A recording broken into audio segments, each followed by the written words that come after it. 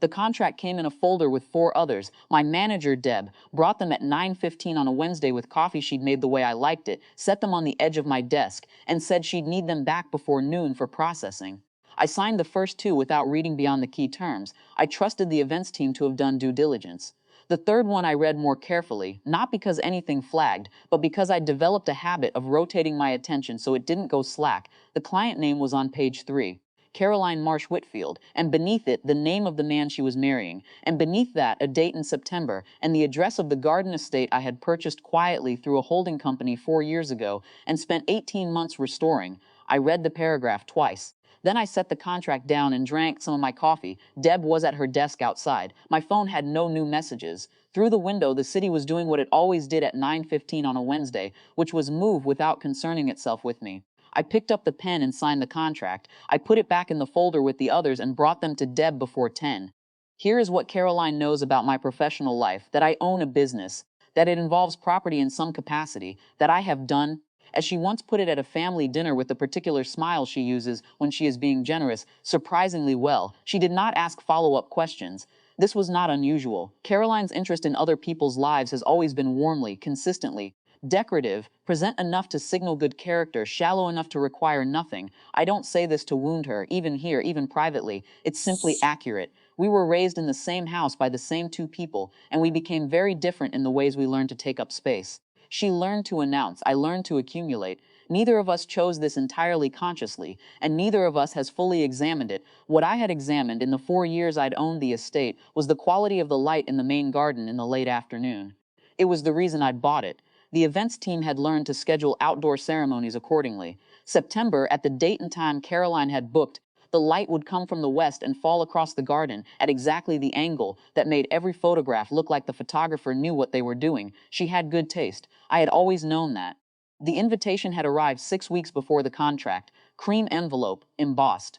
A seat in the 3rd row. No role in the ceremony, no request for a speech. I was listed under general family on the seating chart, which I knew because my mother mentioned it while explaining the table arrangements in more detail than I'd needed.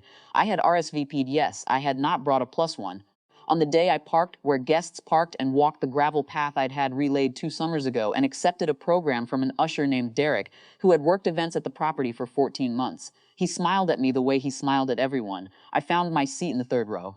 The ceremony was beautiful. I mean that without irony. The garden did what the garden does in September afternoon light, and Caroline walked down the aisle in a dress that had clearly been chosen with the specific setting in mind. She'd done her research, or her planner had, and the whole thing held together the way well-planned things hold together when the location is right. I watched my sister get married in a garden I owned and felt several things in no particular order. It was during the reception that Pris saw me. She had managed events at the property since the beginning and knew my face in the uncomplicated way that people know the face of someone they report to.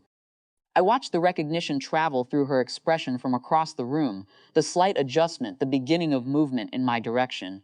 I gave the smallest shake of my head, just once. She was professional and perceptive, and she had worked with me long enough to understand that I did not do things without reasons, even when I didn't explain them. She redirected toward the bar, spoke to one of the servers, and continued her evening.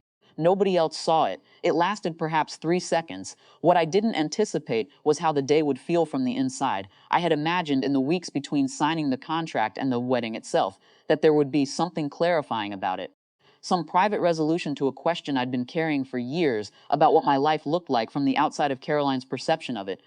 What I felt instead, sitting at a table with cousins I saw twice a year, eating food prepared in a kitchen I'd renovated, listening to a toast that did not mention me, was something I didn't have a clean word for. Not satisfaction, not its opposite. Something lonelier and more complicated. The feeling of being entirely present in a room that had no idea you were there. The life I'd built was real. The garden was real.